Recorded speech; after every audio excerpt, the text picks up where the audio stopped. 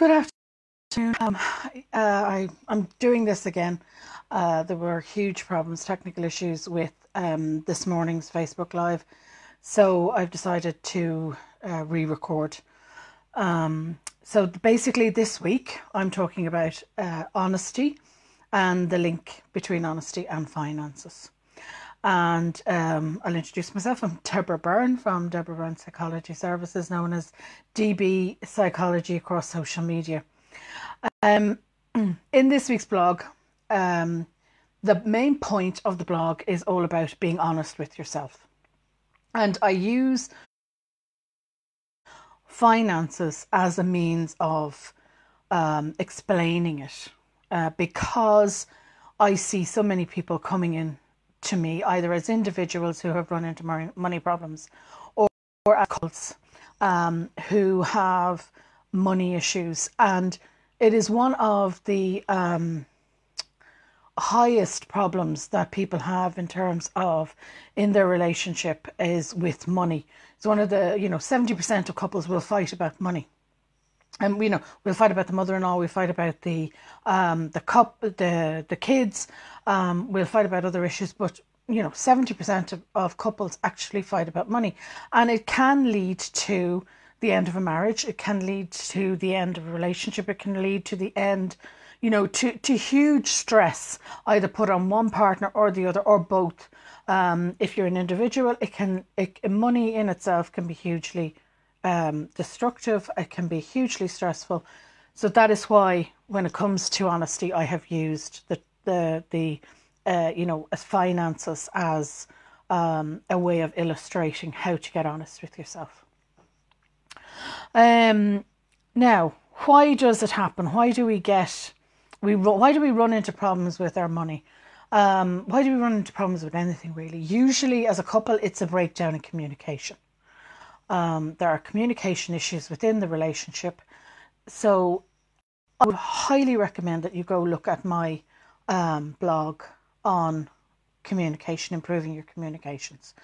Even if you aren't in a relationship, if you're an individual, improving your communications can only improve every relationship that you have, whether that be with your family, your friends, your kids, your partner, as I said, or with colleagues.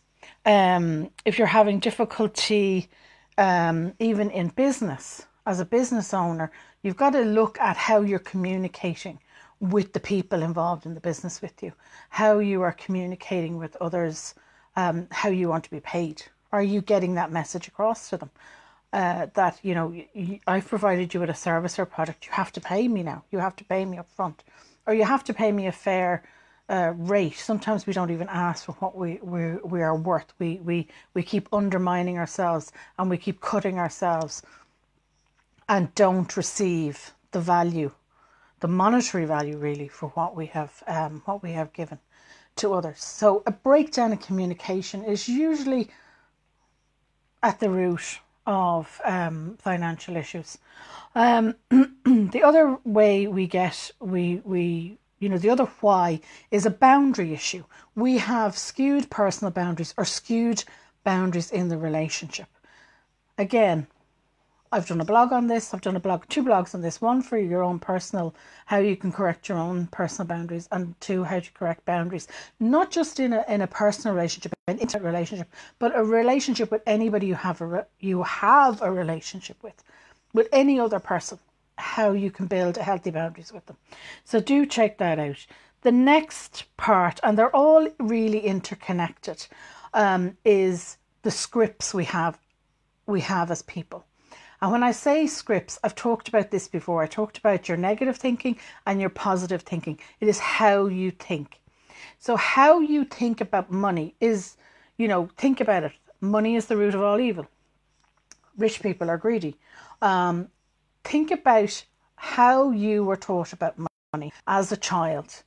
What the messages, even subtle messages you received about finances, how they were to be dealt with, even how you watched your parents deal with money, how maybe one parent was the sole took over the money and took over the management of the money, and the other parent went, not my problem. And that can be, sometimes it can be that dad went out and worked, or mum went out and worked, whoever the main breadwinner was, but the other person, not the person earning the money, but the other person took over then the control of the money. The person that earned the money said, well, I've earned it, and that's it now. That's all I have to do. I don't have to manage the money. I don't have to do anything like that. And if that's the way it worked in your household, or if that's the way it worked in your parents' household, in your partner's family's household, then usually it will repeat. Scripts tend to repeat themselves in adulthood, how we learned from our childhood, and any script. So looking at this can help us get honest with ourselves, with our partner, and we can understand maybe where they're coming from, and we can change it. Remember, I've talked about this. Negative thoughts, negative ways of thinking can be changed. They can be changed into more positive, more healthy ways of looking at life, more healthy ways of dealing with life, and in this case, dealing with your finances. Another way is, again, it would generally come from your childhood, would be the kids are in charge. The kids are in charge of how the money is spent. We provide money even as when our children grow up as adults. We keep spending on them. We keep giving them money. We keep buying them things, bailing them out of debt, maybe if your child is older. So you have to say, you're not responsible for that. You're not responsible for your adult children's mistakes. You're not responsible for bailing them out and always paying for them. Children don't need that. If that is the way you were raised, you will generally find that you have this big hole within yourself that you are looking to be filled by materialism. And it can never be filled. It just can't be filled. And that brings me on to the next point about how money sometimes isn't about the money. How the overspending, how we deal or not deal with money can be not about money itself, but about self-esteem, about our own self-confidence, our own self-worth. And you'll see this, as I said, about the children and parents just, spending on materialism instead of giving them the time, instead of just giving them the love and the attention that they want and need and crave. And then as adults, we become these adult children who carry on the same way. We overspend on ourselves. We think we deserve a certain lifestyle, so we go out and we overspend, or we become something else. We become somebody who hoards money because we were raised in a very poor, a poor background where we didn't have enough. We didn't have enough food. We didn't have enough clothes. We didn't have enough things basics that we needed. We hoard money because we are afraid to let it go. So again, these are the scripts. We'll go back to the scripts, but it also tied in to your self-confidence, your self-worth, and how you were treated as, perhaps how you were raised as a child. And again, are you doing the same with your own children? Are you letting them dictate, either by overspending on them, or, how are you treating them? Are you showing them how money should be properly managed? You've got to ask yourself all these questions. And I do have a list, a whole load of questions there. The other thing, and the one that I think would bring people in through my door just as much as an affair, would be financial unfaithfulness. Guys, this can be devastating. It is just as devastating for the person as if their partner has had an affair. And I'm talking about holding secret bank accounts, spending your bonus money on yourself, not on the family, not as a couple, but spending them, just being purely selfish. And there are many ways we can be financially unfaithful, and we really need to examine that. How are we managing the finances as a couple? Again, it comes back to the boundaries. It comes back to the way we communicate. are you both sitting down every week or once a month and dealing with the finances together? Because that is really the way it should be done. Both partners are equally responsible. They sit down, they manage the money together, they take responsibility and ownership for what is going on, and they don't leave it to one side. Or, if you have a row, you don't go out and buy something for yourself, something expensive for yourself, and then there's no money to pay the bills. And it happens, guys, it happens very, very often, happens in relationships. People do that as a way of getting back at the other partner. It's a kind of a passive aggressive move. Now, in terms of a secret bank account, the only time I can see a secret bank account being permissible is in a financial abusive situation. And it usually happens when the partner is getting ready to leave, and they've usually gone and talked to, maybe they've reached out to something like Women's Aid or Refuge, and they are being abused. They're in a domestic violence situation. People think of domestic violence as being just purely about somebody hitting somebody else, whether it's a man or a woman, because it can happen to men as well as women. And that isn't often the case. Sometimes there's a threat of violence. A lot of the times it will be psychological violence, it will be psychological abuse, it will be financial abuse will also occur in the relationship. I have listed out all the ways that somebody can financially abuse you. If you are in that situation, you're more likely to be also suffering, as I said, psychological abuse, emotional abuse, and possibly physical violence as well, or a threat of physical violence. In that case, you really need to be watching your personal safety, the safety, if you have children, safety of them, and you need to be reaching out to some in Ireland it would be Women's Aid.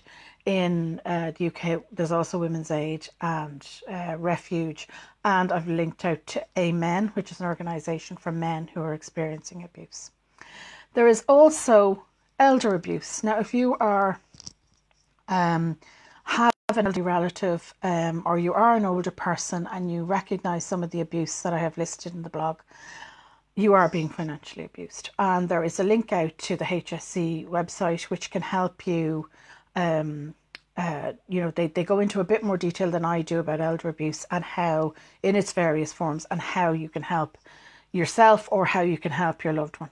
So I would strongly advise you, if you are concerned, to go and have a look, go through the link and have a look at that. With domestic violence, personal safety is, I have to stress it, has to be stressed. Please watch your online safety as well. A lot of times that these people will put trackers on the technology that you're using, and they'll be able to monitor what you're doing. So there is a link out to the Women's Aid and Refuge and that, and they show you how to protect yourself online and how you can put in place a safety plan, and how you can take back control, as we're talking about this morning, of your finances and things like that. So do be aware of that. That is a possibility. Financial abuse is out there. Financial abuse is part of domestic violence, and it is important that we are aware of it. Now, I am not a financial guru. I'm not an accountant or anything like that.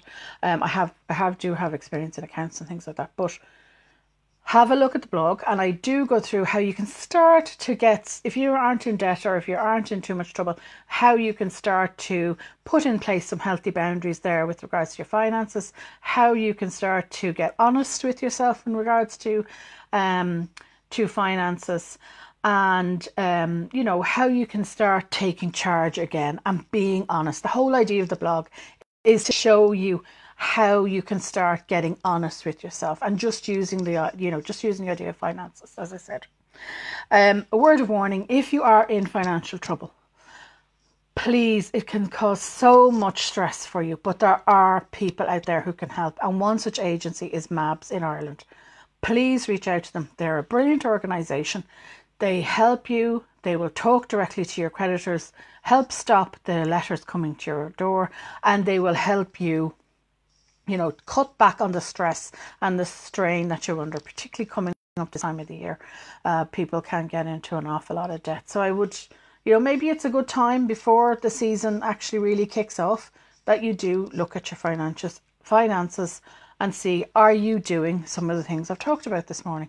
And maybe, you can start getting honest about it.